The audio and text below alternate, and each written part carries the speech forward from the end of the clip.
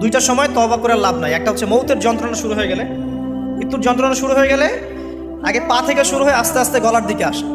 হাদিসে যেমনটা এসেছে, সূরা ওয়াকিয়ার মধ্যেও আছে যে পায়ের দিক থেকে যন্ত্রণা শুরু হয়ে আস্তে আস্তে আস্তে আস্তে এই গলার দিকে আসে, এবং আত্মাটা গলার এখানে যখন চলে আসে, এখান থেকে মালাকুল মউত আত্মাটাকে নিয়ে চলে যায়, এবং চোখ দিয়ে তাকিয়ে থাকে মানুষ।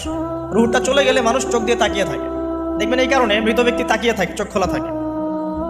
এবং তখন আসমান থেকে সিঁড়ি নামিয়ে দেওয়া হয়, ওই সিঁড়িতে করে আত্মা চলে যাচ্ছে, ও তাকিয়ে দেখে যে আত্মা চলে যাচ্ছে। এবং মানুষ মারা যাওয়ার পরে চোখ জীবিত থাকে অনেকক্ষণ। মেডিকেল সায়েন্স যারা পড়েছে তাদেরকে জিজ্ঞাসা করবে, মানুষ ডেড হয়ে গেলেও চোখ দেখবেন আরও কয়েক ঘন্টা, হয়তো আরও নির্দিষ্ট একটা সময় পর্যন্ত চোখটা কিন্তু জীবিত থাকে। এই জন্যে চোখ বন্ধ করে দিতে হয়। যাই হোক, যেটা বলছিলাম যে মৌতের যন্ত্রণা শুরু হয়ে গেলে তওবা করে লাভ নাই, তওবার দরজা বন্ধ। আর পশ্চিম দিক থেকে সূর্য উঠে গেলে তওবা করে লাভ নাই, তওবার দরজা বন্ধ।